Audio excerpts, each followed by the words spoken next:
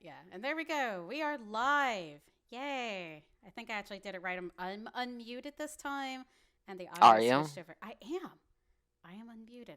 You've made sure. I've double and triple checked. I'm looking at Okay. the little line moving on my Streamlabs. So yes, I am live.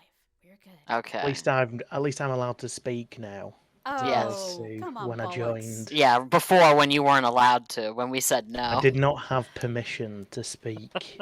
Wow. Make me sound like just the Putting you cruelest on person blast. ever. Put me on blast over here. I'm usually the one to do that to everyone else. This is not fair. It's just not fair. Anyway, so yeah, happy Tuesday to everyone that is joining us today. We have a special show where we're going to speak about Enorian, the Hammer of Dawn, no longer the beacon, or as Eric's always put it, the bacon, because he liked his bacon bits, and it just was never going They're to be dead, and I Yeah, do you couldn't know be what? happier. I mean, that was the whole reason behind the name change, really. Is we just wanted to make sure that that joke could never, ever be made That it was again. done and over. Nice. Well, Dead in the water. Dead in the water. So that's the plan. We have the wonderful Benedicto joining us for the first time ever. So Good evening. there we go. We've got the Because it is Brits. evening where I am. It's 11 p.m. That's That would be why we started earlier, so that you didn't have to be up until 1 a.m. that was Like Listen, usual. yeah, like usual. I've got in the swing of these events recently of having to stay up until the howling just to make sure that nothing is happening. And then as soon as howling about 10 minutes after howling, if nothing happens, I go, safe to go to bed now. And you know what your luck is that sometime it's going to happen right like 30 minutes after, because that is always my luck. I log off and then Yeah. within 30 minutes, To be fair, I do. There are a group of people who tend to try and ping me on Discord or whatever. But unfortunately, literally 5 minutes after my head hits the pillow, I'm gone, and I don't see those notifications I am until the envious next of morning. that. I am very jealous. That's a skill I don't have, yeah. I take at least 15 minutes. My husband takes like 30. So, at least, are you that bad, Rasani, where it takes like 30 minutes? Oh, easily more than that. Jeez, you poor thing. That's fine. It's fine. That's fine. Who cares? Who cares? Anyway, and as you can hear, we have Rasani here, like usual. My counterpart, that is just always here, which I appreciate. You're always fun to be able to tag team things. Yeah.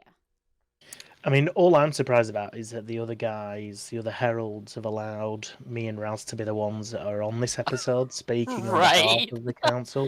They're Because going to regret it immediately. We are the most unhinged members of our council, and I'm sure that Sarian is like properly having sort of cold sweats at the thought. Yeah, because this wasn't a matter of him not wanting to as much as it was he's working. Yeah. So we are the people that got selected, which is just, it'll be fine.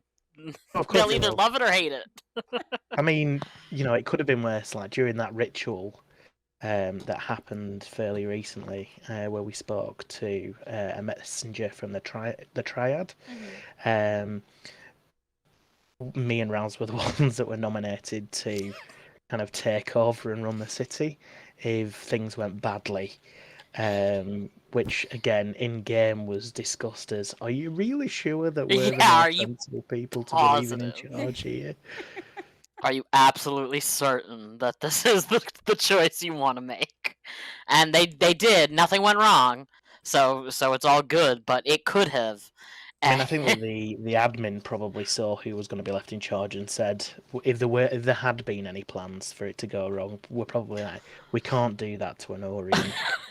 They're just hitting their stride. We can't do this to them. It's like, let's not destroy their spirit by, making. I think we would have raised their spirits immensely. I think it would have been other people whose problem it would have been if we were the ones in charge. I mean, it would have been great fun for us. Yes. At the end of the day, it's about your own enjoyment. Oh man. No, we never would have done that. No, of course not. We just would have been very loud. Yeah. I think we would have just been very forthright in our Yeah. opinions about other cities and stuff in game, obviously. Of course, Um, yeah. I'd like to just iterate that the Benedicto that you encounter in game is nothing like the person who plays him. Are As a we disclaimer. are we sure about that? I mean, Well, mm, for one, I don't have tentacles as her in real life. no, you So that's true. You do have a beard though. You do have the glorious beard going. yeah, but Benedicto doesn't have a beard. Oh, Although there okay, is that sorry. piece of art, there was that old man Benedicto piece of Yeah, yeah, art yeah. where he has a tentacle beard.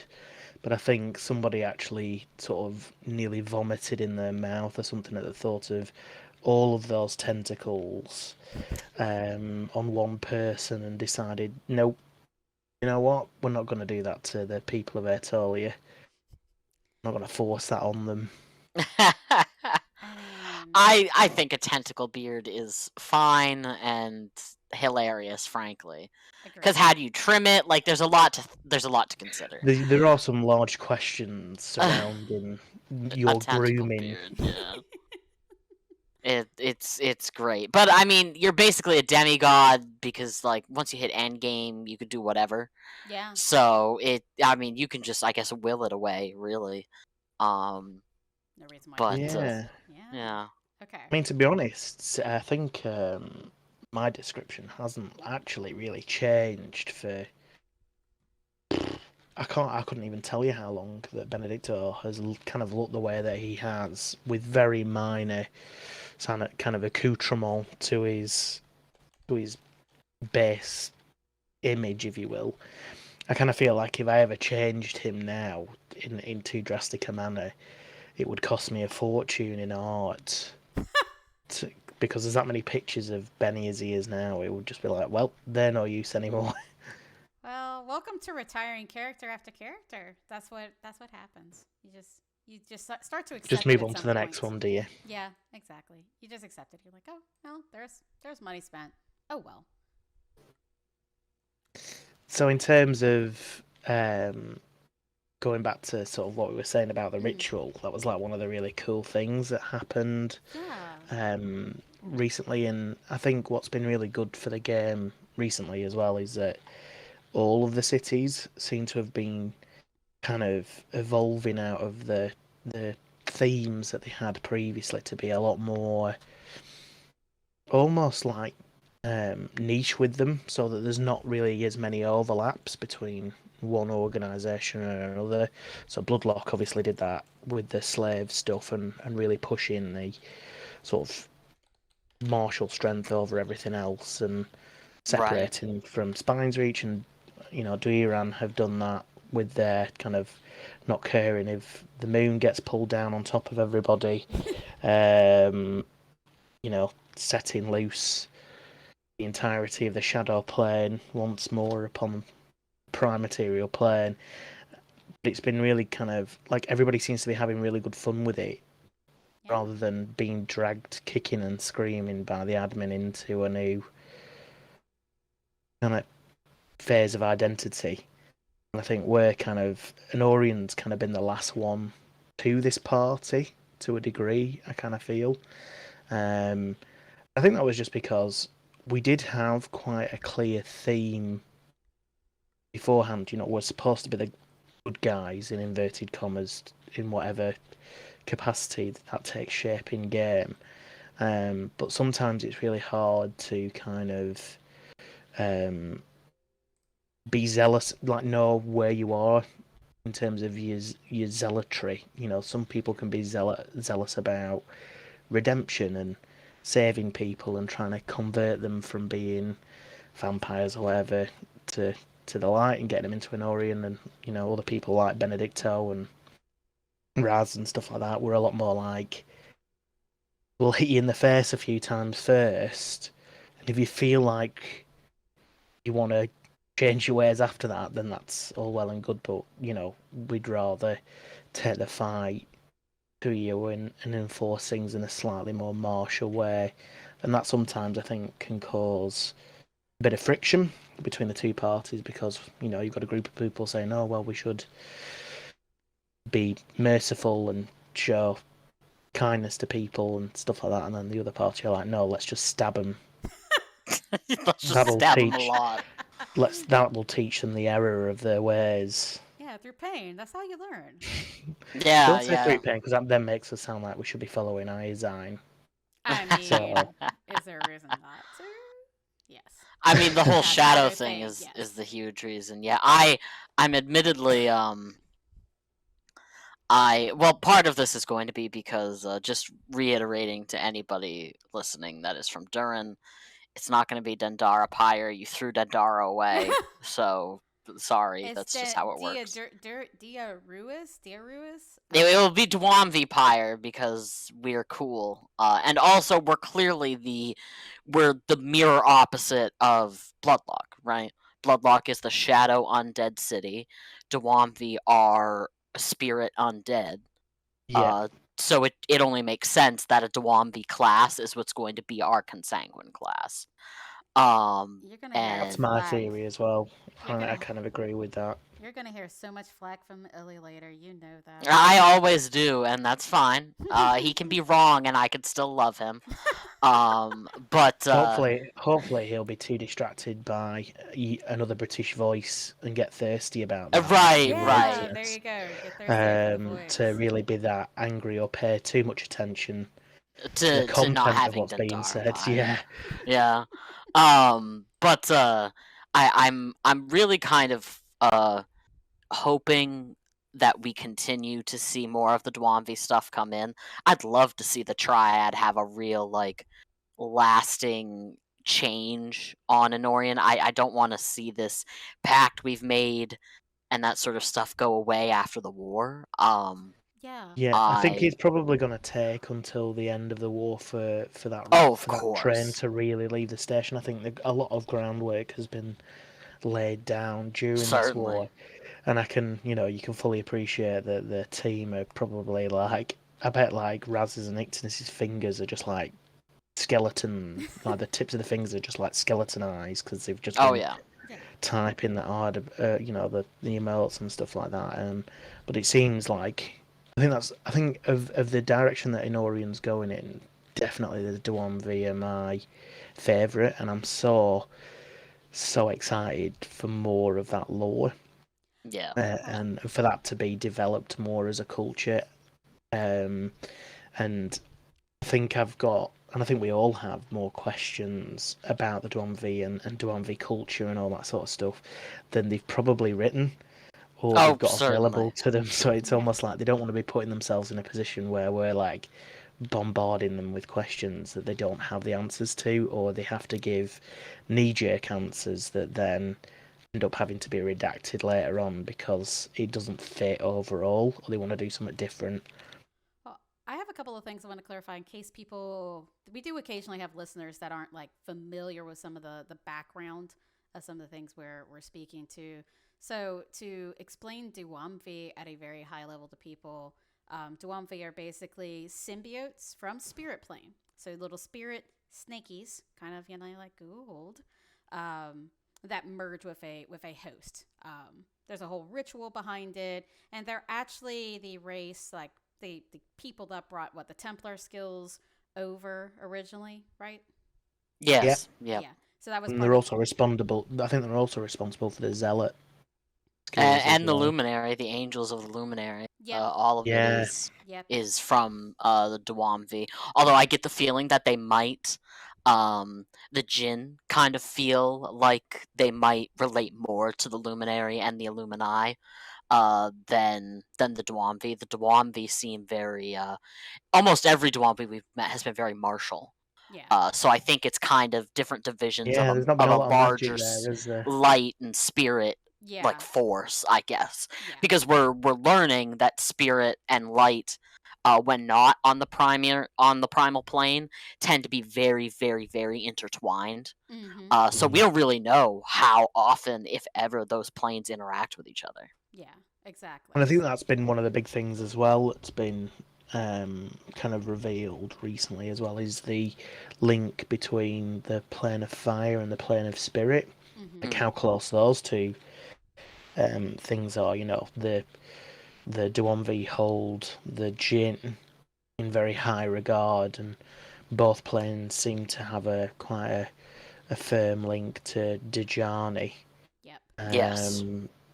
Which I think the help file regarding the Albedi gods needs to be updated, because I'm pretty sure under the help Albedos gods, when it gets to the Dejani section, it says that when Aben was asked about Dejani, he didn't know who that was, or he was confused.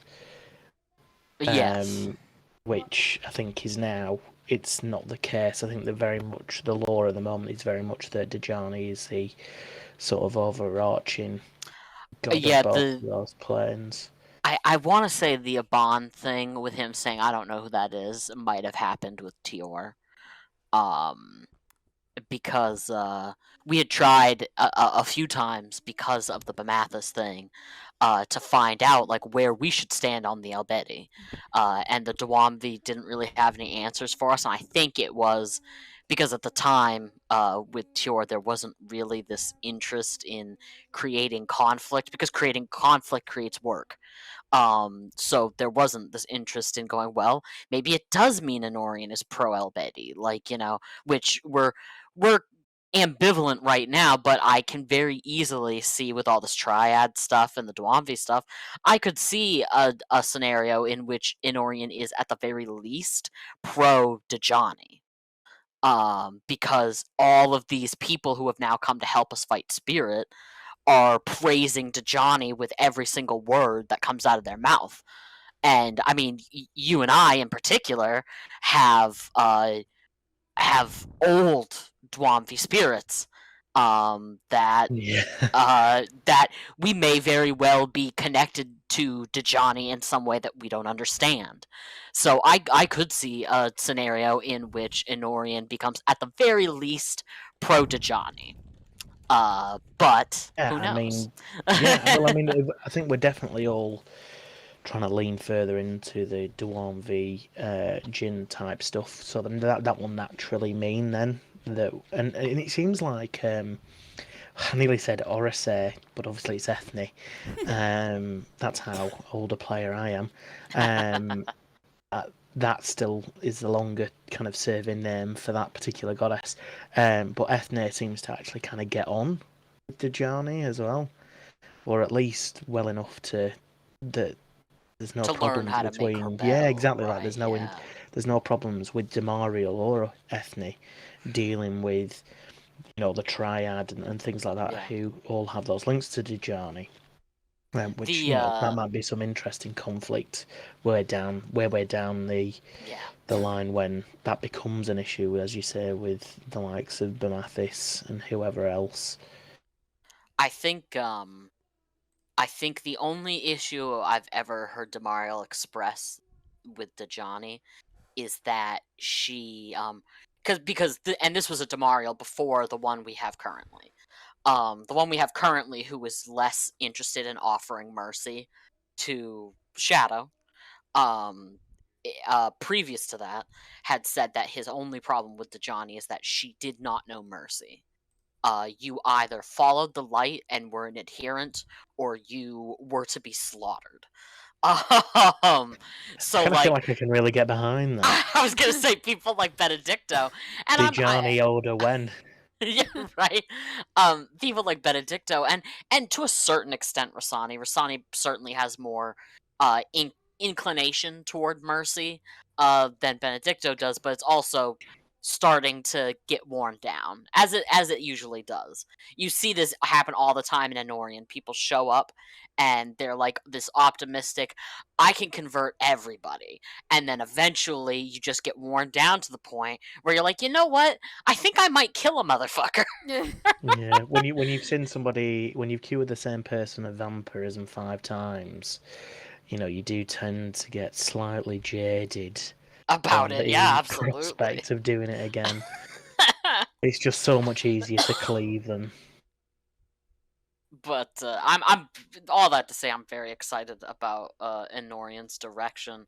But if you have any specific questions as someone on the outside kind of looking in, that would probably help direct us. Otherwise, we'll just keep talking about how cool Enorian is. Well, I have things to ask, and sorry, you might have heard my son. I was trying to hear what he wanted to tell me. Apparently, he had a nosebleed. Oh dear. Oh, that's fine. Oh goodness, I hope he's okay. He's okay. He had it at school, and they didn't call us or send him home, so it couldn't have been too bad. Or it was at Right. gymnastics. I don't know. So I will find out about that later. But I apologize that if you heard him. That's Oh no, not at all. He was very adorably talking to me, trying to be all quiet. I'm like, I can't hear you. We can talk about it later. Anyway, so what I did have some things that I wanted to kind of get you all to talk through. So obviously you've been hinting at that ritual. I do think that's, besides obviously the event that happened the other day, that is a pretty big thing that happened. So I figured it'd be great for you all to set the stage and kind of run through what happened. Because that was one that no one else could attend. So it'd be great for them to kind of have that insight.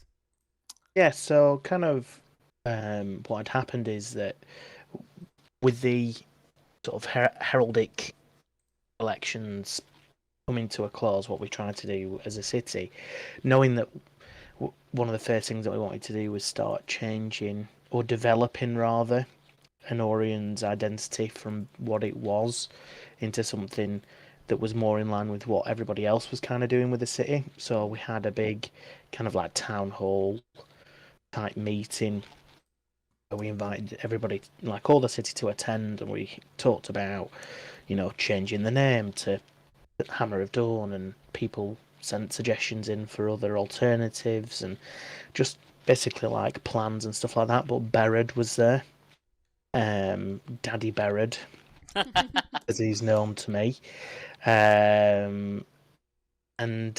or if you want to use the epithets that we've given all of the various exarchs, we've got Bearred, spelled Bearrad, or you've got Sebae.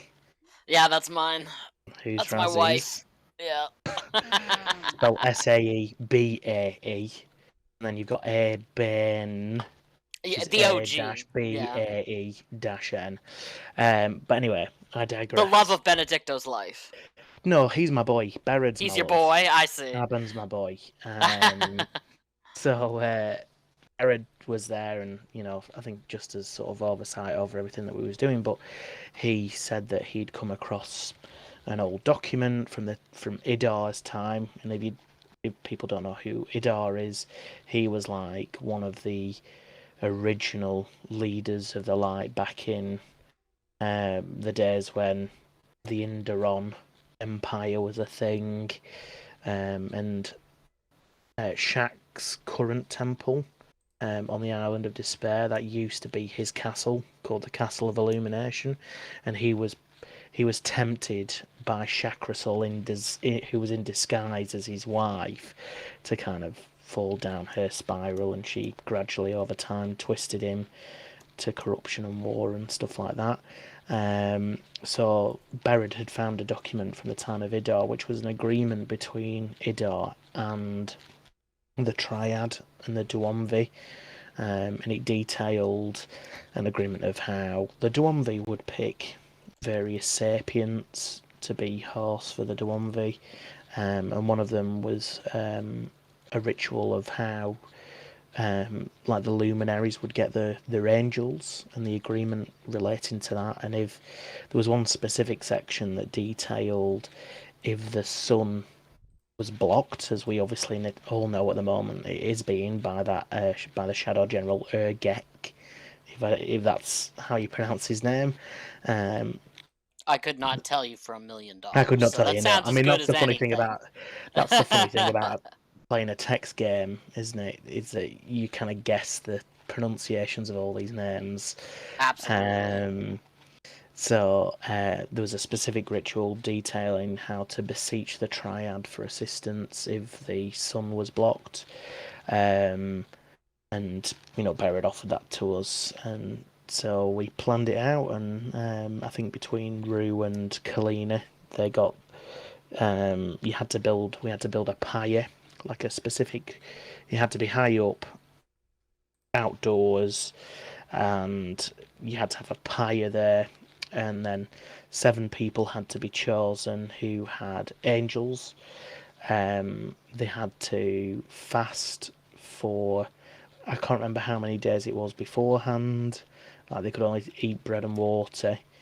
And then when it came to the actual event itself, they had to command their angels to sear out their eyeballs, and then walk into the pyre. And if their intentions and their thoughts were of singular purpose and their intentions were pure, then the Triad would acknowledge the offering and send a messenger to kind of converse with everybody, and that's sort of what happened. And it was really, really cool, although everybody was very worried about being permanently blinded, which fortunately they weren't, because the messenger turned up and healed them. I think he could have left them blind for a little bit. I mean, that would have been... Oh, wow. Yeah. That's so mean. Well, no. Listen. Hear me out. Mhm. All the people who were doing this were very excited about this sexy prospect of doing a religious thing that you have to blind yourself to do. I mean, nobody does these things in roleplay or otherwise because they don't want some weird, cool exchange to happen, right? True. Like being so blinded by divinity, but like still doing it because your faith demands it. That's really cool, and that's kind of what. So they could have been blind a little bit longer. I mean, let's be honest, at least half of the people that took part in that ritual have had their eyes taken out at one point or another in time. Like an inordinate amount, I would say. Yeah, a lot of people have lost their eyes, and now just reside in Enorian. Like, I'm pretty sure like Zavin was like, "Oh, this is just a walk in the park. This will be like the 5th time it's happened." Yeah, today. right. Like shit, dude. Wear goggles or something. Fuck. Yeah, take better care of your ocular hygiene, please. Yeah, you need to keep those, dude. No wonder you can't hit anything with your Oh. singularities. That's Love you, why- Zavin. It's fine. That's why It's I okay. So don't wear look, You it deserve wasn't that. singularity. It was Holocaust back then. Yes, And he had the fucking. You must know this. You've been in a fight with him. He would just drop them on people.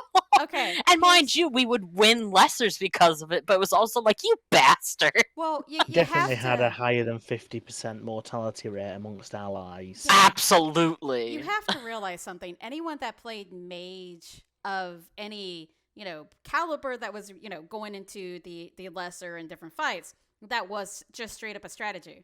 You would go up, you would fly up, and I was one of them. And you just make a shit ton of holobombs, and you drop them, and then you survive because you're flying, and they just drop into the ground, and you kill everyone, even your own people. It was just a thing. Like I learned it from Mazian and Zavin and a few others. Trollandar was the absolute king of it. Yes, Trailander was definitely another one. It was just what you did, and then it was a last resort. If you knew your team was about to go down anyway, and you were down on the ground, you just went ahead and made them and just said, "Fuck it, die." Now that's where the difference comes in, is because sometimes we would be actively winning. And he would still do and it anyway. Savin would drop some hollows and kill everyone. That was always I did it too, and so did. And let's be honest, He that didn't wants to change think. even when we got the current ascendral skills as well. When just because he lost hollows didn't mean that stopped necessarily. No, Oh, not at all. Not at all. And he just wants to act like he's not as much of a pyromaniac as Eliodon. He is.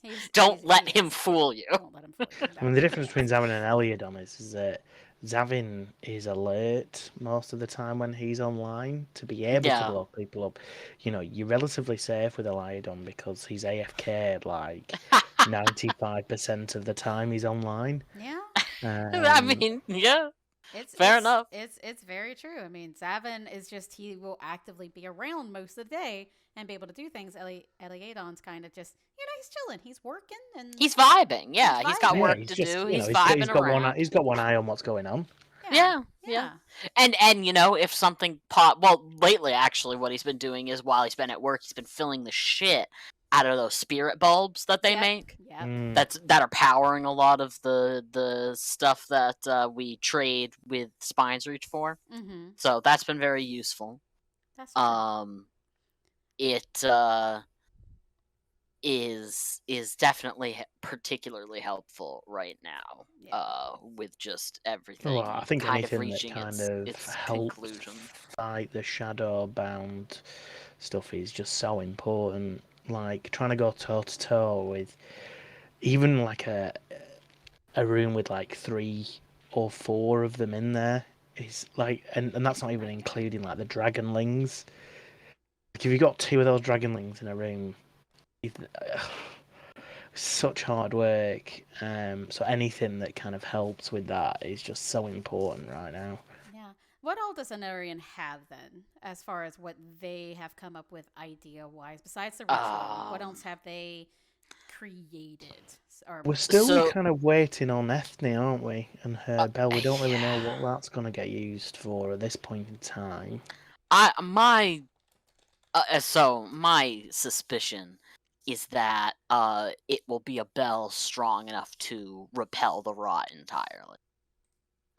Because it's made out of this holy metal. It's being made by the single most holy forger in the world. It's being made at her forge. Like, there's just no way that this thing isn't imbued with so much fucking spirit that it can blow somebody up. Yeah, it's got to be massive, hasn't it? Because she's huge. Yeah, she's gigantic. Yeah. Like she's even described Saibi is a little bit bigger than me. But Ethne has been described as at least twice the size of Rasani. And Rasani's fucking huge. Like, she's monstrous. So, she's gigantic.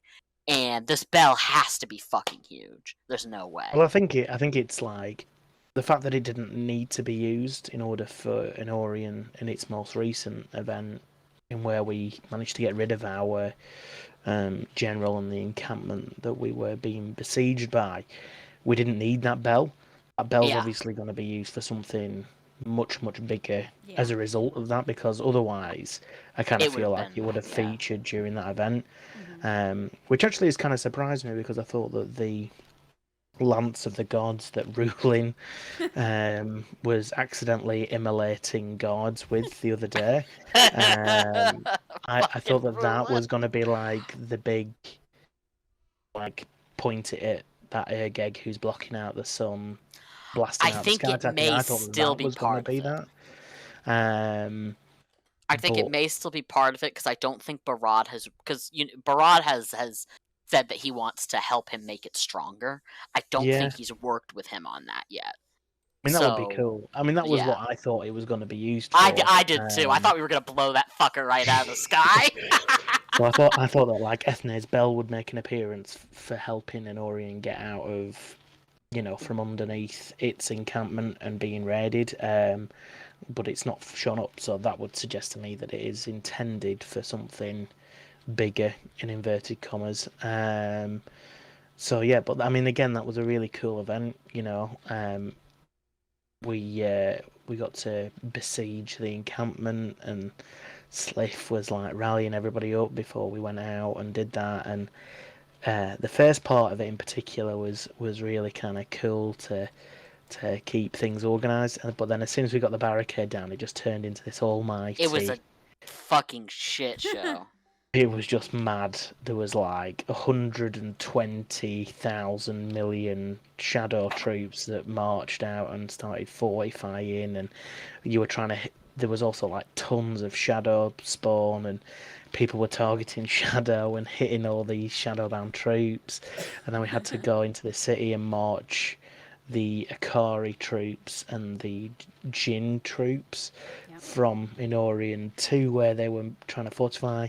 But then obviously you've got literally like on either side 15 to 20 units of troops, so you're trying to order each individual one to attack another one whilst everybody's dying to shadow spawn in the same room.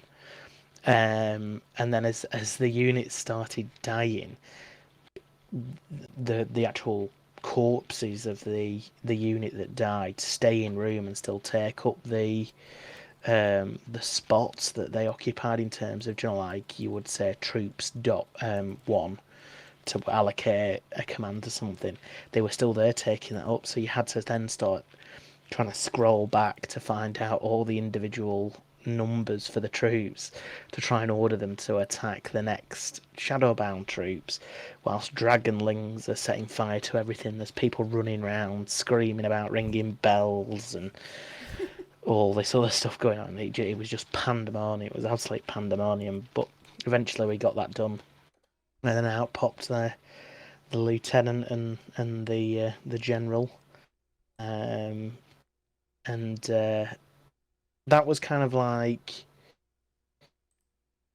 I've got kind of like mixed feelings. I've got to be honest. I had mixed feelings at the time about that sort of thing, because it kind of felt like we were doing the same thing that had been done throughout the course of this event, in terms of you go somewhere, you find some shadow spawn, or you hold off the shadow spawn, and then a lieutenant comes, and then a god fights the general in globals.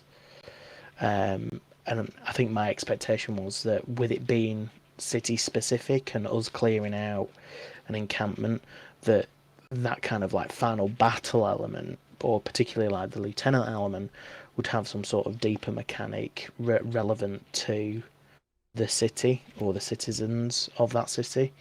But it turned into a game wide, we were all just trying to survive this ridiculously powerful NPC, and then ended up watching the general fight on the globals, and poor Daddy Sliff got spanked, got murked, got mad murked, and Benedicto cried out as he watched him plop into the sea.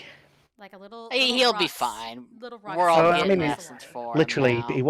he washed up in the Rame Vale the next day, and one of his first comments were about the amount of sand he had in his various crevices. Yeah, they're fine. They're he's fine. absolutely.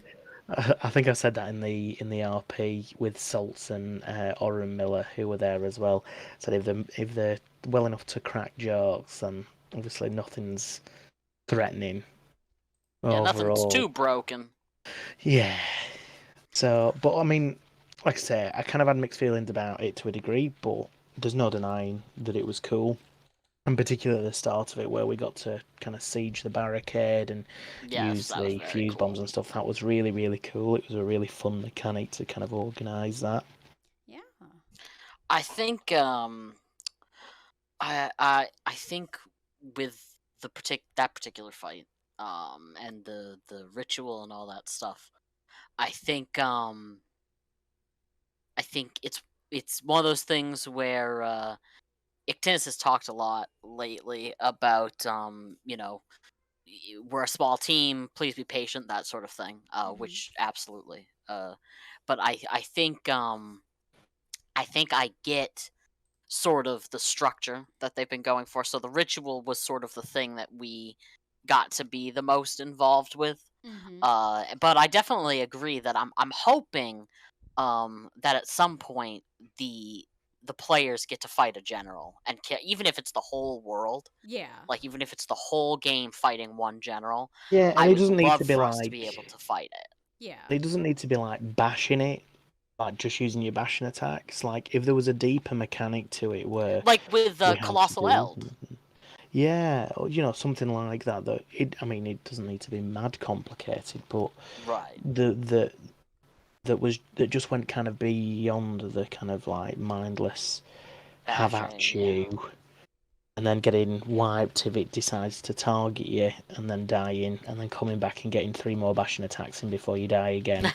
Yeah, God. Because I think one of the favourite things as well of these lieutenants that I've noticed is that they've really enjoyed kind of putting a mechanic on them that punishes you for hitting them.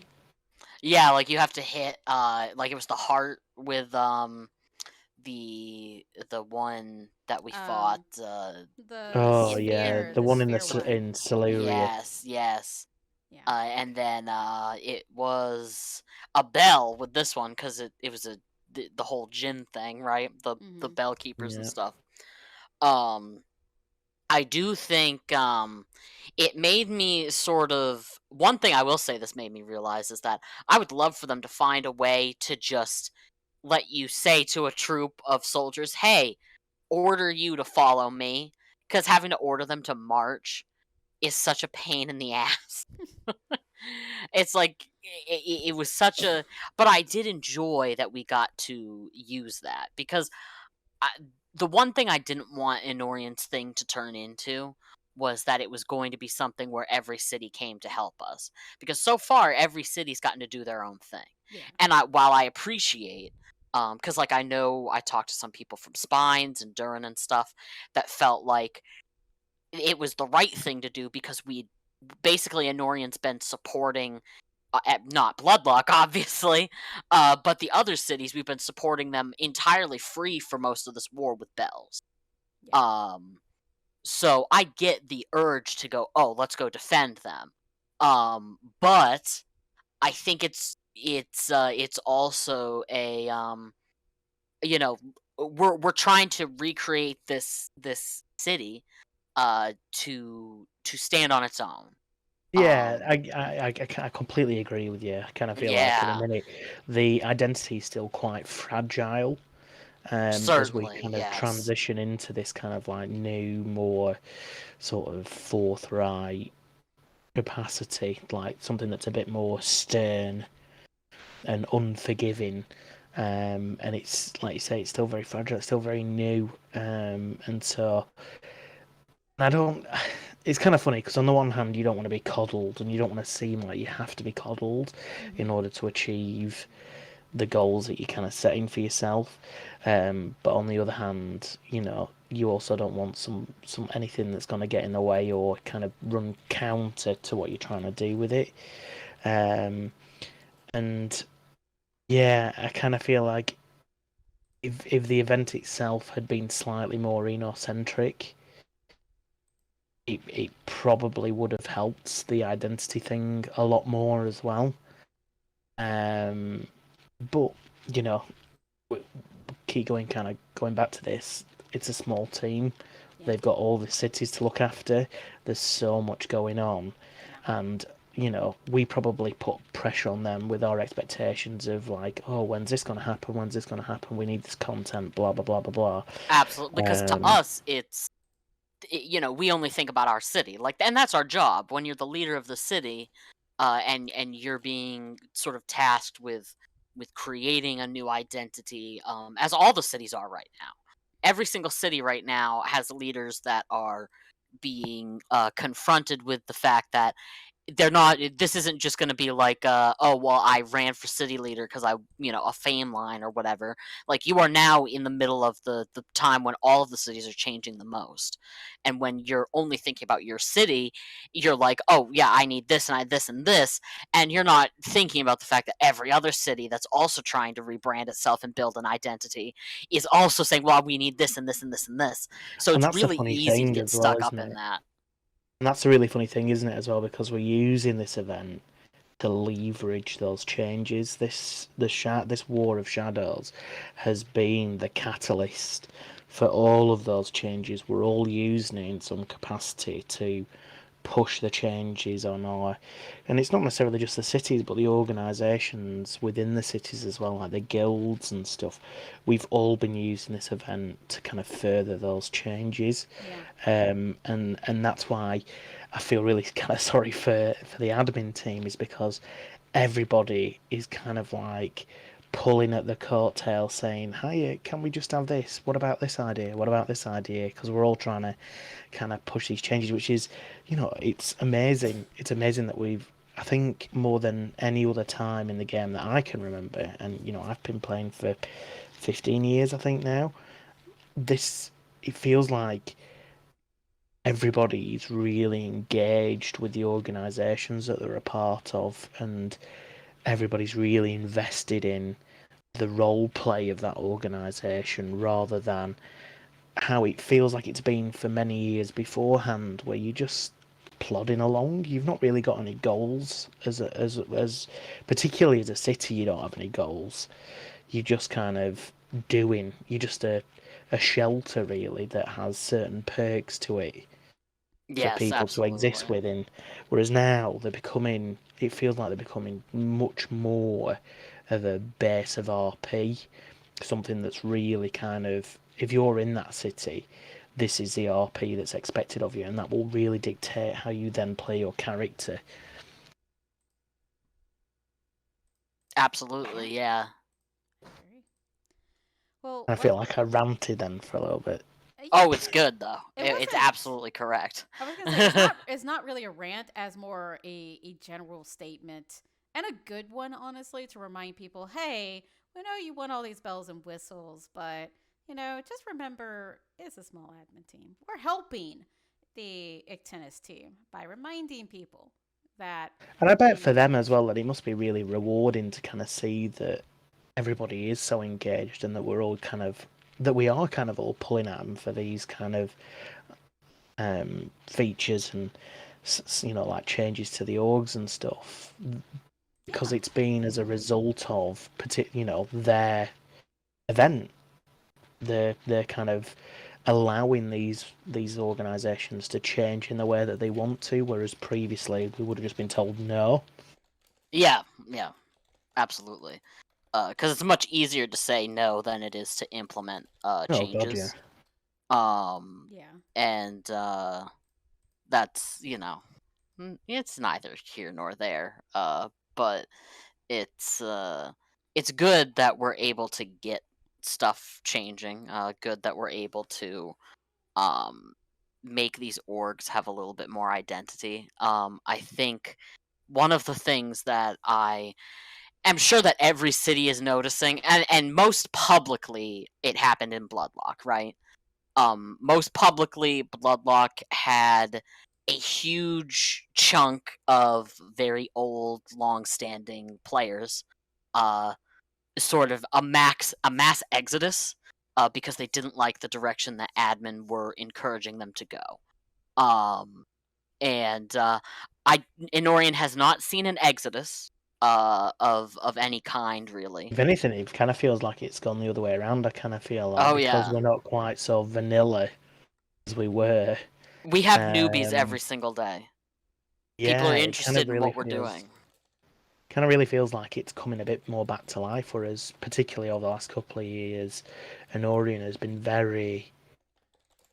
The attendance, the overall attendance, the overall citizenry numbers have not been great, Yeah, and it definitely feels like that has turned a corner, and a large part of that, I think, is due to the fresh injection of this Duamvi law, the gin, and hopefully, obviously, the change in theme that we're trying to give to Enorian, where we kind of get away from it just being a stereotypical good guy that's all about kindness and mercy and stuff, to being something that's a little bit more aggressive.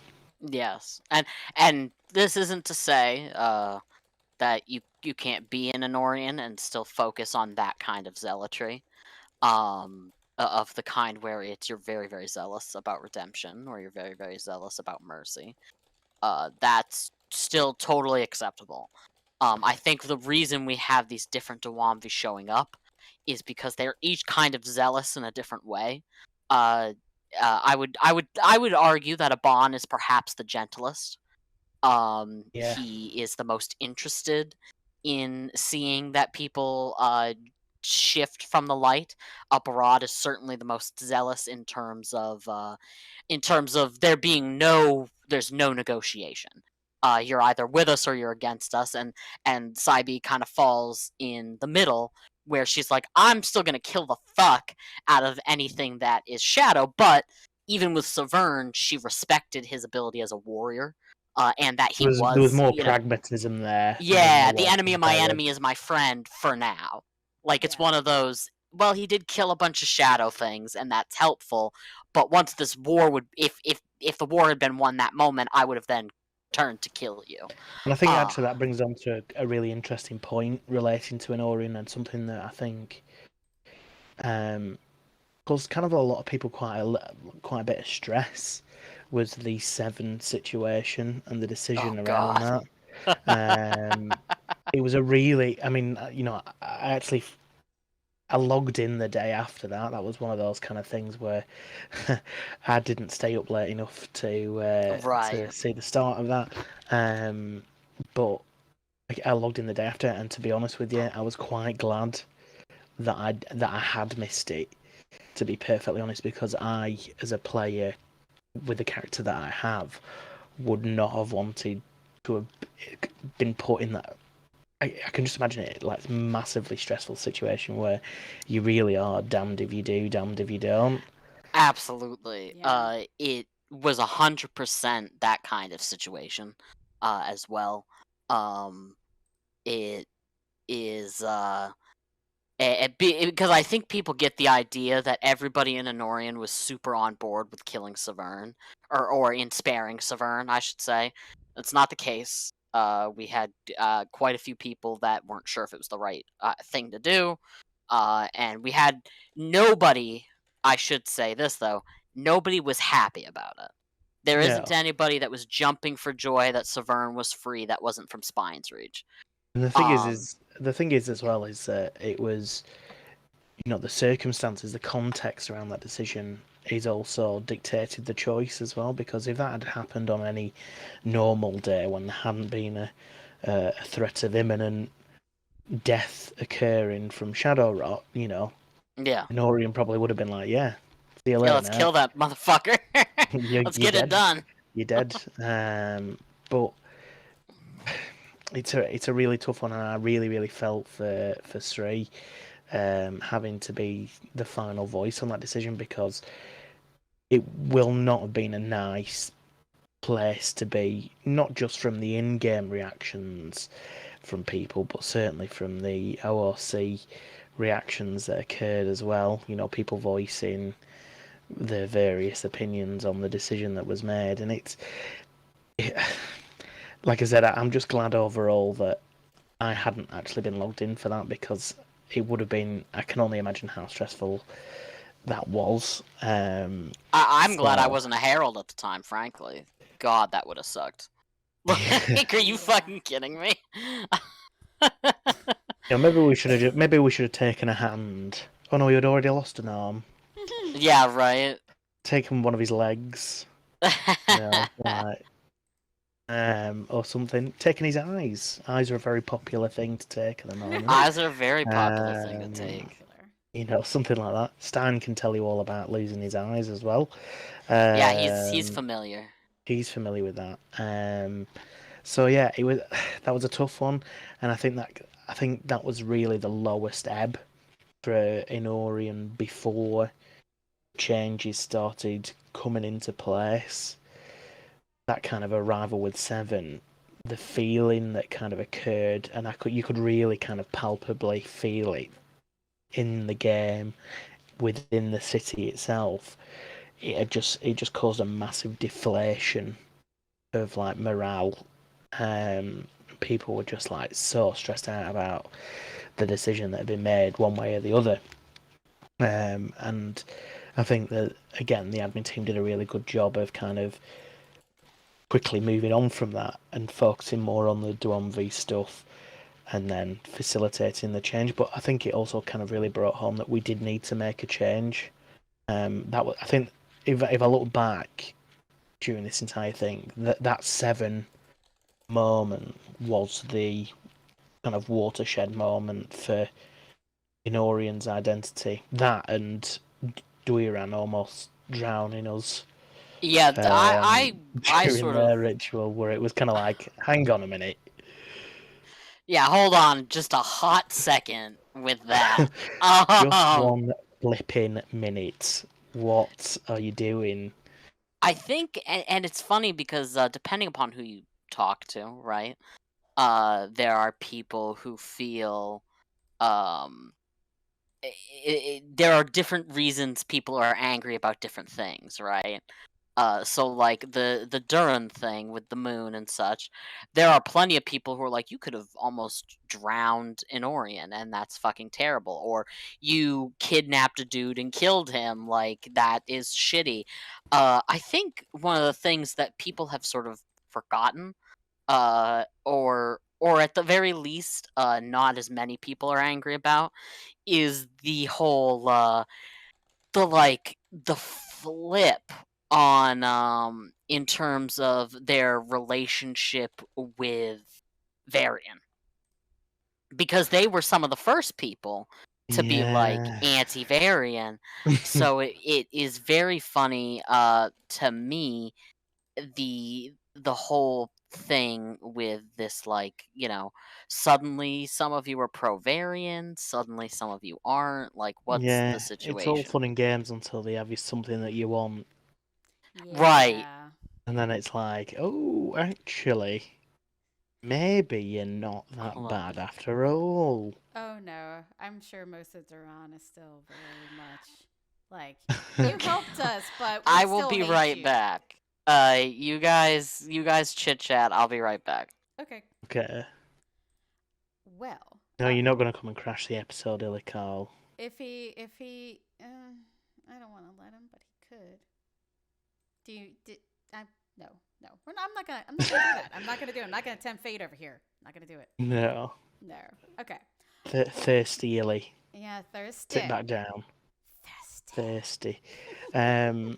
But yeah, I think that was kind of like the big watershed moment, and Duiran kind of being very sure of its own decisions, and it was kind of like something that I think I said to people in web or something at some point when this event started kicking off, the stuff with Shadow, was how cool it was that Duran had all started kind of pulling in the same direction. They were really kind of embracing this kind of like devil may care role play, where it was very much for like, we don't care what happens to anything else or anything like that. We're this is our goal and we're going to pursue it, whether you care or not. And everybody, it was kind of sad as as somebody from Enorian during that window of time, because I was kind of like, you'd be sat there going like, well, we're not really doing anything, but I'm in a web with all these guys from Duiran who are having a really good time and talking about all this really fun stuff that they're doing, and then you'd be getting like crickets from Enorian, and you're thinking to yourself, oh, it looks more fun over there. Yeah. I kind of want some of what they're having. And again, I think it was that kind of like difference. And I think it's more apparent as well because we tend to spend a lot of time in a joint web with everybody from Spirit. It became a lot more apparent, that kind of change in direction, that fun they were having as a result, but how facilitated that was being made by the admin. Mm-hmm. That was encouraging that kind of fun, that really brought home that Enorian needed to make that change as well. But I think, as I said, the big difference there is that everybody's got a different idea of what you should be zealous about. Yeah. And I think, as Raz said, and made a really good point, I think the reason they brought the Exarchs in with the characterizations that they have is because they wanted to show people that it was all right to have a different level of sort of zealotry, or have a different idea of how to fit into this overarching thing. You could be like Berrid, who is an arsehole to pretty much everybody. Uncaring, unforgiving. Or you could be like Aben, who shows a lot more interest towards like primals, as obviously we're known, and is a lot more willing to kind of make small talk and have friends. But then obviously by the same token, he has been in Enorian and on Prime the longest, so he's acclimated to his surroundings, I suppose you could say. Yeah.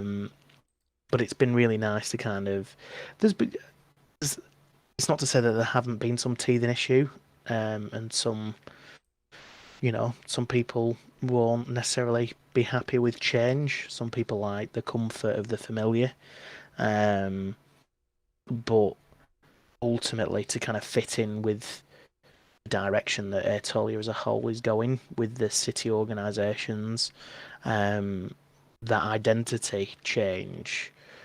It's not really a change. I'm going to call it like an evolution. That identity evolution definitely needed to happen to fit in and keep pace with what everybody else was doing. Otherwise, we would have ended up just being left behind and a dead org as everybody jumps place to one of the other more interesting cities.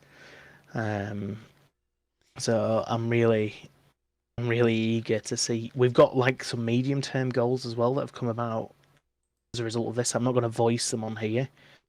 Why not? Deep dark secrets. Such deep dark secrets that the admin have actually told us no at this point, but we'll see how they feel in a year or so, perhaps. But it's just nice to kind of feel like there's progress being made. Yeah.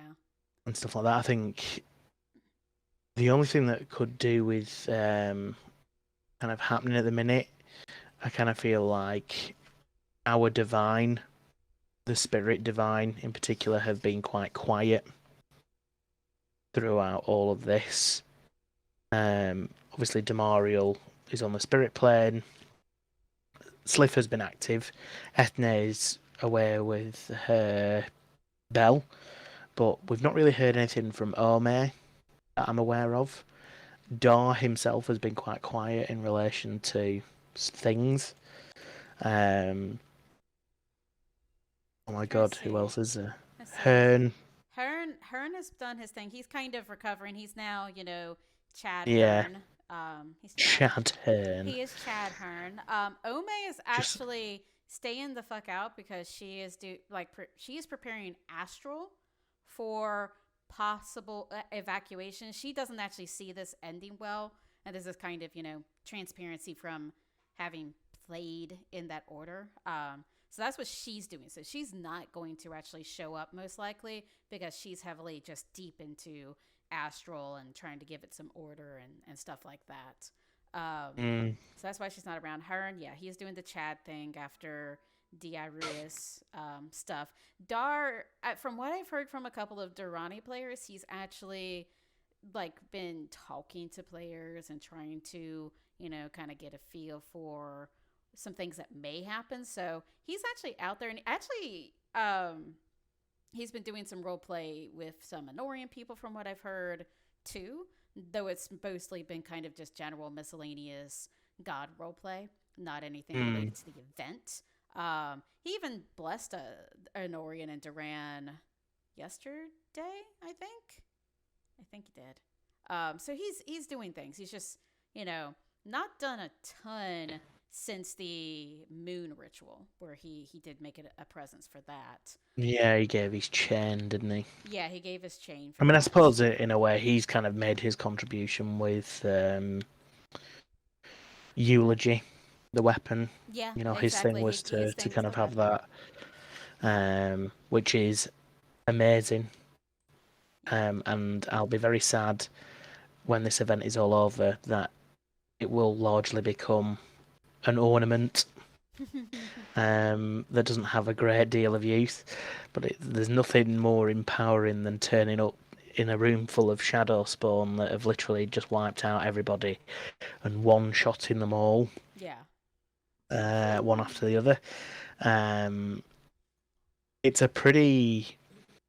You've got to try and use it very strategically, because it's 30 seconds of use with a 30-minute cooldown. So if you use it too early in a raid or an event, then you're kind of chances are you're not going to have the use of it at any other point during the course of that event. It doesn't work on the shadowbound troops or lieutenants, as I've discovered. I rolled out. I thought I was going to one-shot this lieutenant. and I got absolutely smacked. So you really do have to use it on the shadowbound creatures like the dragonlings and the beasts and stuff like that. But it's so useful for particularly if you've got like multiple beasts and horrors and dragonlings. If you can survive that 30-second window, it's amazing.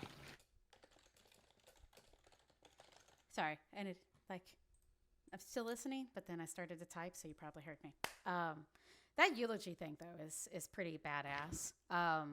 And we've got what as far as like general other things. There's darts, there's the bells, there's bombs. There's darts, there's the bells, bombs, sabers if your spines reach. Oh yeah, there's those, and then Bloodlucks have their little mini troop game thing. Yeah, tower defense. Yeah, the tower defense.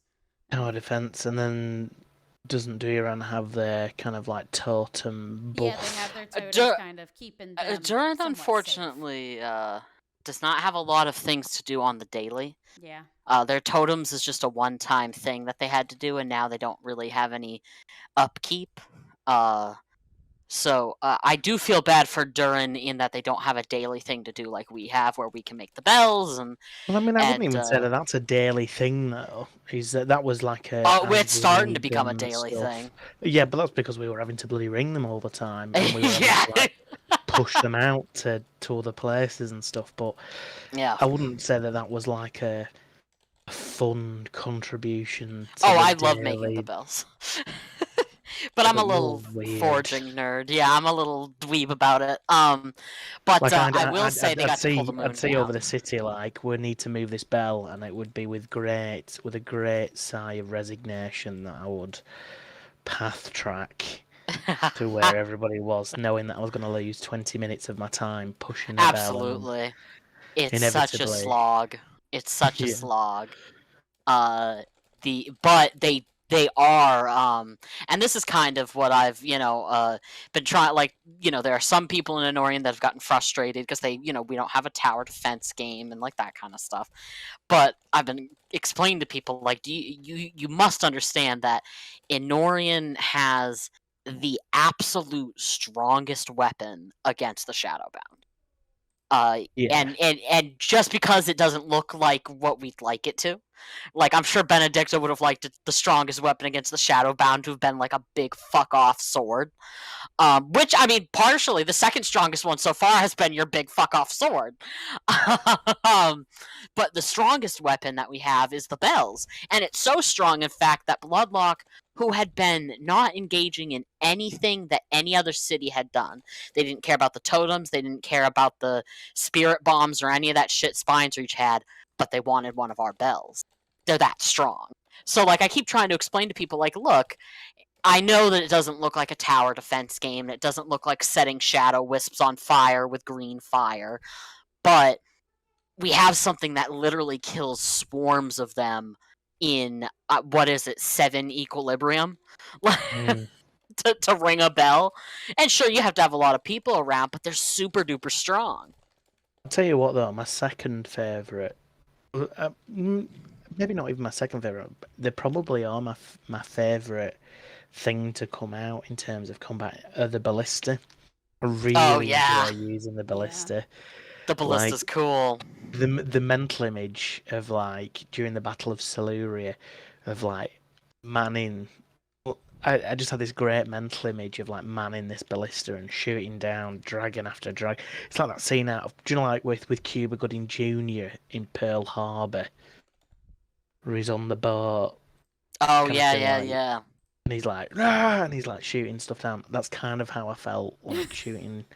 Shooting all that shit down, yeah. Yeah, and there was a really cool kind of point where Lynn, who I've never ever sort of interacted with or dealt with in any way, shape, or form in game at any point, me and her were the only two people kind of left in this particular area where the ballista was, and as I was loading the ballista, she was winding it, and then I was firing it, and we got this like. I just, like, again, the mental image was just so cool of just, like, this teamwork, really efficient teamwork, just taking down just dragon link after dragon link. Yeah. Oh, yeah. Yeah, the ballistas have been wildly useful. So useful. I saw I've seen recently that or at the very least I think it's a title that the people who forged weapons for Severn got, Shadowsmith. Everybody who made him a weapon that he used getting his sword back. I think that's very, very cool. I'm glad that they got something because I enjoyed very much getting to tell Zavern to fuck himself. So I want them to get to enjoy the act of making him a weapon because I got to enjoy telling him to go to hell. I think it's really nice that they give that kind of agency to players as well to be able to do that and flex Absolutely. those creative muscles. Absolutely. It's very, very cool. And I like this. I'm hoping that eventually we'll see. Well, I guess it depends on people's initiative, right? Like, I would love to see a world in which people are so engaged in the roleplay of Aetolia that everybody has a custom title. Because that's what it is. That's what Godsmith is a custom honors and title. And that is just from roleplay decisions that I've made in the time that I've played Aetolia. And I think I could first. There's a lot of people that I'm like, oh, eventually they're going to get a custom title and it's going to be dope. But I think people who are like, well, why don't I get a custom title? Need to remember that like it's not instantaneous, and you have to put yourself out there. You have to be willing to do something that might get you killed. Like mouthing off to a god is something that's going to get you noticed by admin, but it's also something that will get you killed, and you have to be willing to die for your roleplay. That's kind of what it is. Yeah, and I think you've got to go at it with an idea rather than being generally belligerent. Because you don't want to just be some belligerent asshole, like because then you're just gonna get smited and nobody's ever gonna listen to you because you're just known for being that belligerent idiot. But certainly if you approach the if it's with purpose in mind, if you're being belligerent with a purpose, then but that's obviously only one road towards it, and I think it's more a case of I think the admin tend to reward you for being true to the character that you've created and the behaviour that you exhibit through that character, instead of kind of being wishy-washy with it, where you're kind of changing who you are or how you play the character to kind of fit. Not just saying stuff to make whoever you're exactly. with happy. You're going to make difficult decisions. You're going to make things that do not necessarily benefit your character. They're going to potentially get it into trouble, as you say, by mouthing off to a divine or whatever kind of choice it is. One of the biggest ones that I can remember, I think of, was for Haven during the. And I really regret bringing this up. During the Enorian race riots, everybody's favourite event. Oh, Locke the Lyncher, yeah. Yeah, he made a really tough decision to alienate himself from the citizenry as a whole. Like he made the whole of Enorian hate him. Oh yeah. But then he ended up with a people who I wasn't even playing the game when that happened. I wasn't even playing the game when it happened, but the moment Haven started playing again after I started playing, because he'd been away for quite a long time, I heard people like who were training me and were like mentors to my character kind of pull me aside and explain, "Oh, that's Locke the Lyncher." Like that's something and he had that to make, that as a player, that can't have been an easy decision because you know that you're going to put yourself at massive odds with everybody. Absolutely. But he knew that for his character, for the character that Haven is, it was the decision that he would make. And he stuck to his guns with it, and lo and behold, he became known as Locke the Lyncher. And he's got that title. He'll forever have that custom title to his name as a result of that. Absolutely. And there's other people out there with those custom titles as well. And I think they're a really cool way of rewarding consistent RP, good consistent RP from people who are dedicated to the behaviours of their characters. They're not going to necessarily always take an easy decision or change the character and how they behave just to try and please people. Absolutely. it's a really difficult line to tread sometimes. I've got a lot of respect for people that are capable of doing that. It is. It's a very cool. It's very cool to see it happen, and it's also very cool to see that admin notice it. Like for example, when we were talking to Actinus, he mentioned sort of offhandedly, because I was talking about, I mean, old Templar stuff. And he mentioned how he appreciated, for example, that Rasani and Xenia seem to have always had this rivalry. And it stems back from Rasani was Templar at the time she was commander. So they had to talk to each other and they didn't like doing it. So it is it's very cool to know that admin noticed these things, because then you go, okay, they have a very true idea of what the world looks like at the moment. And I think that it makes it easier for them to find a hook, because, for example, like Benedicto is very very zealous towards the light and hates the shit out of Chakrasol. So, and has a very dark history with Chakrasol. Oh, So yeah. admin know if they want to get Enorian hooked in on something against Chakrasol, somebody who is perfect to use is Benedicto, because you have this long-standing history with Oh, this yeah. god. Massively, yeah. And I think that having admin who are willing to do that right now is very good. And I think that it allows them to. I also think admin are kind of looking at what the cities are, and who the people in the cities are before they give us these directions. Because the Hammer of Dawn, and being a more zealous city is something that everybody can we have some people who don't necessarily agree with the name change and who don't necessarily agree with us being more zealous, but the majority of people do. The majority of people, the minute that the name dropped, were using it. Like, it's a very vast majority of people who are like, fuck yeah, I'm in it, I'm down. So I just it's think cool to see admin caring about that stuff. it's just a lot more directional as a name. Yes. You know, you know what you hear the name, you know what it does. Beacon of Light is so esoteric. And It's like, passive. what does that mean? Like, what does that mean? Who we are? And I think you were off the mic before when I said, like,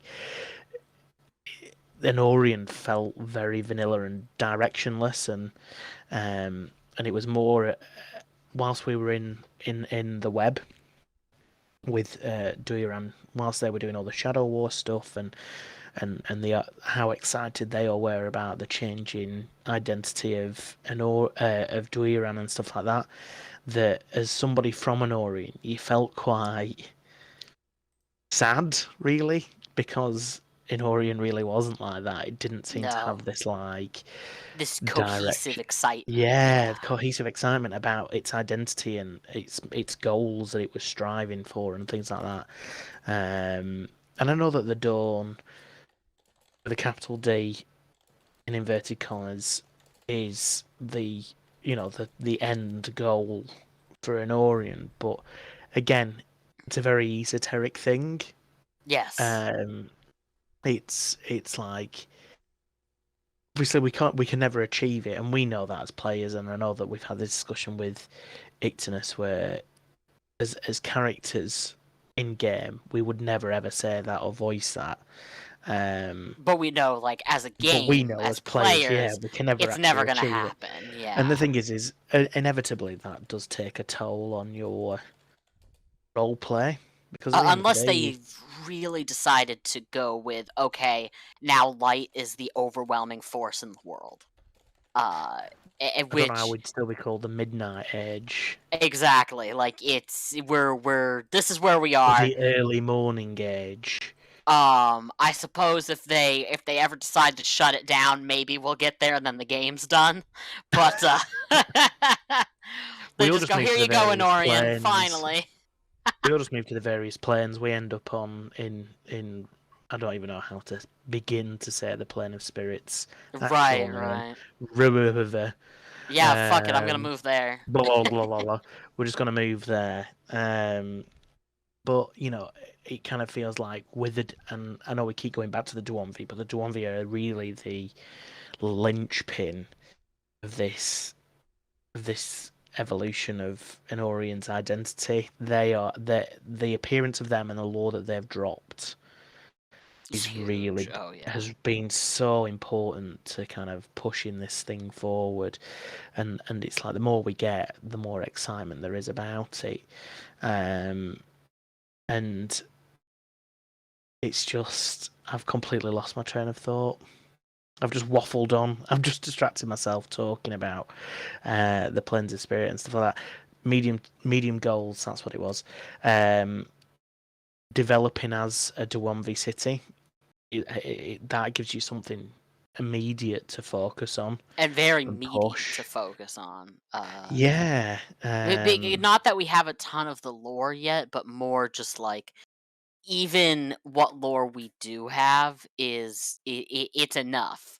Like that these are people who are they are ride or die with spirit and what is good and just, and that's all you really need to know.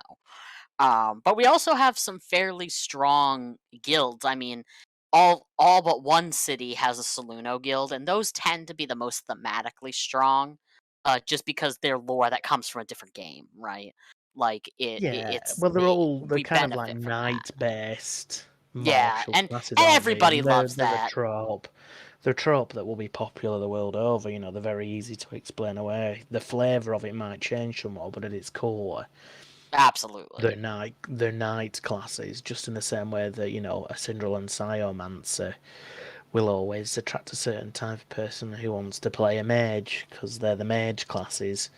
It's the other classes that kind of fall somewhere in the middle, like the luminaries and their lore, which has changed, I feel, over time. And I kind of think that the luminaries occupy a very interesting place within the Enorian makeup, where obviously the Templars are the martial might, very sort of no nonsense guild.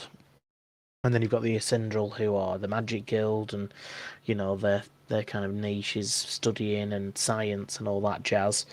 And it kind of leaves a very interesting space for the Illumini, who really, when you look at the theme of the Illumini, should really be the primary drivers of this new direction that Enorian is going in, because it lends itself more to their theme and their lore, with the angel stuff and stuff like that, like with the Triad now becoming a huge part of that makeup, that they would really be at the forefront of this change, and as a guild they get the opportunity to kind of grow as this new identity is growing as well. And I'd be really interested to kind of see how they get on with that.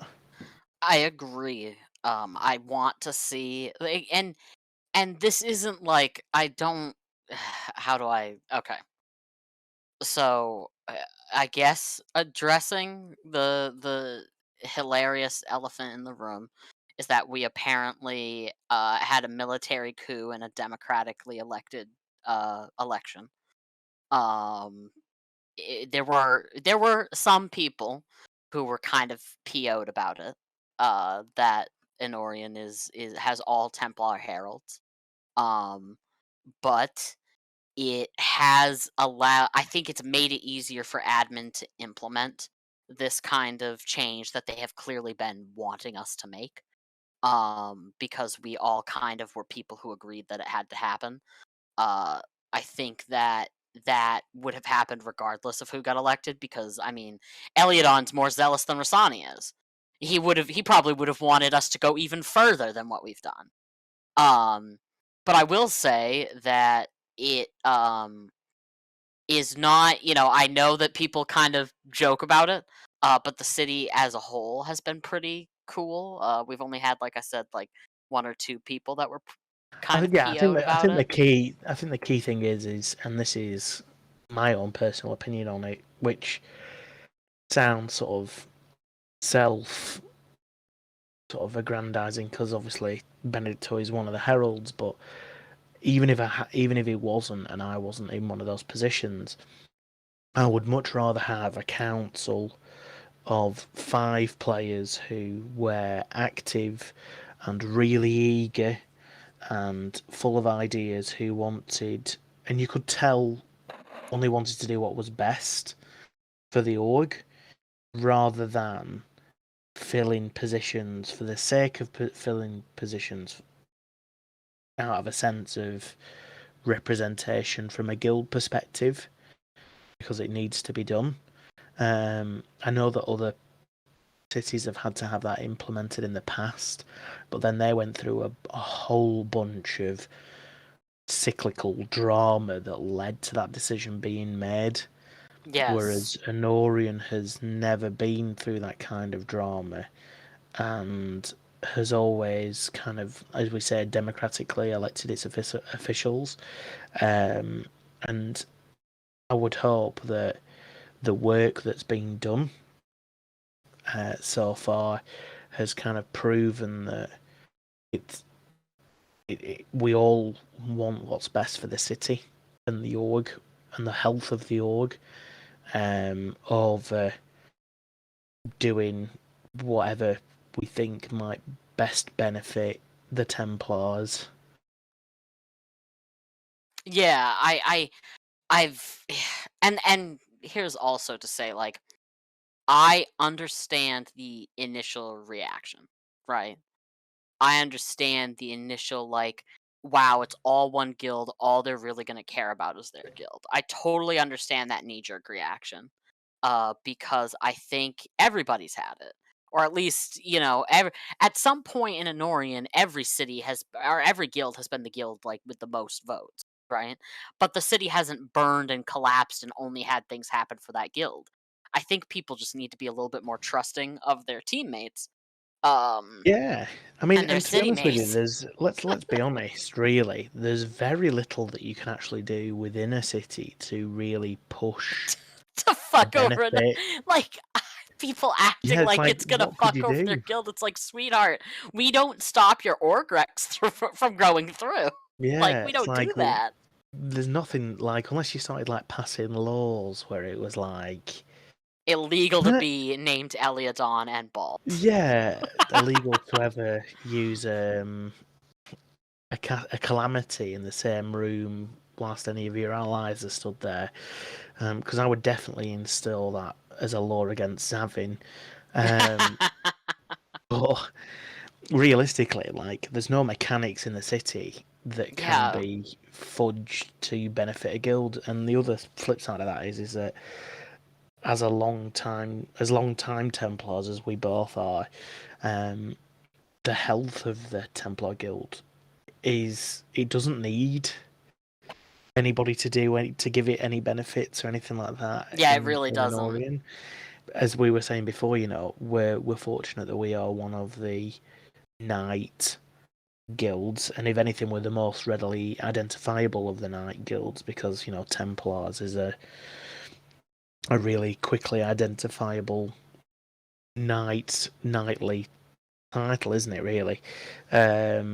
So we've never really struggled with the health or the RP of the Templars, and it's in a really lovely place, and it has been for a few years now. It's in a great place right now.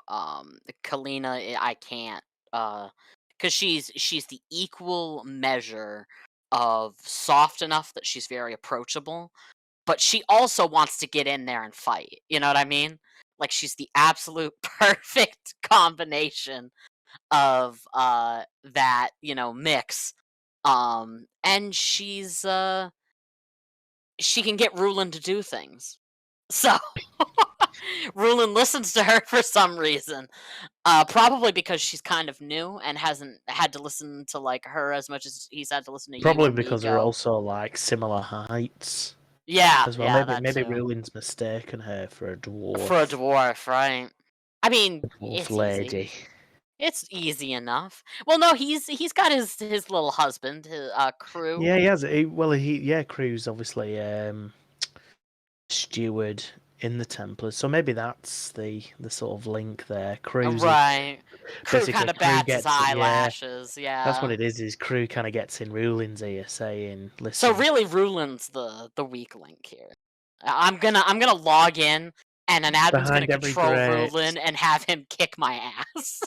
behind every great dwarf, there is a partner Yeah, there's whispering someone who gets him sweet to do the nothings good. in your ear." Yeah, Oh my goodness. I have to go finish cooking dinner. cool. Well, I think Zortania is kind of had to be Gone. called away. Yeah, I think there So was. I think we should stick a pin in it. Yeah. I definitely think. I would honestly love to have. Like, I think it would be fun to do a stream where we have like 2 leaders from each city come on and just talk about the cool shit we're doing. Yeah, I mean, And it'd the be really ways in cool which we've to, gotten like to you say, yell at each other lately. yeah, Uh, and also like how each respective city has gone about kind of, and the ideas behind how the identities have changed over the last few kind of months, yes, starting with yeah, like Bloodlock and obviously the huge, very public change that they had to go through to get very, where they very. are now, and like the Duarani changes. I'd like to really talk more to some Spyrians as well because I feel like they've gone through a change, but it's been very understated, Yeah, I think because I know they're very doing subtle. that vault of like plants for the end of the world contingency. So I get the feeling that they're kind of going less the like Ankirian superiority slaver route and more the like unethical science route. Like back when medicine was just like you have ghosts in your blood and you should do meth about it. Yeah, like Like I maybe let's think go and that's the pay some era men to they're dig in. up a corpse, and we'll do Yeah, some snake like oil autopsies on it. salesman, Yeah, all kind of like a kinds of shit. Victorian kind of level, or early Yes, Victorian yes. sort of pre-steam Everything is about how bad smells make you sick, all that humours. stuff. You've got four Yes, the basic humours in your humors. bodies. I think that that's really cool because I love the idea of Spine's Reach just being this like, and that's sort of the thing is with a lot of these doctors and Snake Oil because it kind of explains their reasoning, right? Spine's Reach seems to, or the players within it at the very least, seem to be very much like, well, no, just because we work with Shadow doesn't mean we're bad people. So them being unethical scientists kind of lends to this them being like, well, no, listen, I know this looks bad, but But this it's will to the this greater is good. for the greater good, and I think that that is totally fine. Um, and Bloodlock is clearly supposed to be the bad guy when there isn't an event, right? And I mean, we can all get into fights with anybody, really, but Bloodlock is this superpower, right? They're the Sanguine Fist. And I think that that's, or at the very least, Elaine and like a bunch of the other people in Bloodlock really embrace the idea that they get to be villains Yeah, while and there's the thing nothing is else that going really on. it was something that really needed to be done within the game was, and I think we're kind of veering off topic from Enorian a little bit here, but it's very Right. important to note that we couldn't be who we are if we didn't have a foil to Absolutely. play off against, and Bloodlock has become that perfect foil, which They're admittedly, great. we'll never match them in terms of sheer number of players and stuff, but from an RP perspective, it's certainly Absolutely. what we needed. And I was laughing as you were describing the Spyrians because I don't know if anybody's ever watched the film Hot Fuzz. I know for a fact that Sriayan has Oh, I love Hot Fuzz. It's a great Hot movie. Fuzz. I've just imagined Spine's Reach as the village council who murder people because it makes the most sense to make Spine's Reach the nicest place to live, and they all sit around that table at the end going for the greater good. Yes, yeah. It's very that. And I think, again, I think that that's a one like there's there's and they are pushing them in that direction, right? Of being like, you're willing to do unethical things because you think it's right. Yeah. Which is kind of, and Durin is willing to do. They don't care about being ethical at all, really. They do what they want because they want to do it. Yeah. And much the same with Bloodlock. And there are some people in Bloodlock that go, well, no, this is to protect sapients, which makes me the good guy. And I think it's interesting because it kind of poses Enorian in an interesting place where, while there are people in every city, I'm sure, that have what we would call, because people make the argument, well, morals vary based upon who you are, right? And that's true, Mhm. but there are some universal things that are regarded as evil, uh, and no matter where you are, typically. Like it's, most people can agree, okay, killing a child is a very evil act, right? Well, you've got most cities that would go, Not if you or, touched her, well, not if you're Techta, right? he will have Uh, that child, cleave that and fucking kid. he'll whistle a happy tune and be on his merry way after he's done it as well. So it's this thing where we're being placed in an area, almost it's almost like they're trying to, like, they're not removing tethers. I don't think they ever will. No. And part of me thinks they won't because it would be a coding nightmare. It would be a coding disaster to have to figure all that shit out. Well, I'm not sure only so that, many of but these things are tied to tether. I kind of feel like you need an underlying overall conflict. You need Right. there to be a big kind of this side and your side for there to be any conflict. Because I think if you leave it to just be diplomatically arranged, you've then got to find things for people to have to fight over, and that becomes a lot more tricky. I just can't see it happening. I agree. And I think, Yeah. and I think the game's gone on for such a long time at this point with this theme as the sort of foundation of it that if you removed it in its entirety to be tetherless, the divides would still exist. Yes. Like there's nothing wrong with Spine's Reach and Bloodlock being at odds with each other over a difference of opinion, and I think when this war is resolved, there'll be some serious discussions between Enorian and Duamvi about various behaviours that have been exhibited. And I think we're more than happy, and so are they, to kind of start creating a degree of separation. But if Bloodlock rolled out and was acting the fool, and it was something, that divide, that disagreement between Duamvi Would and go on the back Enorian burner. would go on a back burner, yeah, to deal with Bloodlock or whatever it was. So you can create a degree of separation between all of the various cities that exist within those tether lines. But again, as I say, I kind of feel like you'll always need them there as a foundation to create the conflict that's required for the game, as a whole. Absolutely. Yeah, so I'm gonna go finish cooking dinner. We should definitely talk about Enorian again, because it's one of my favorite things to talk about, obviously. We may be slightly biased. We might be slightly biased.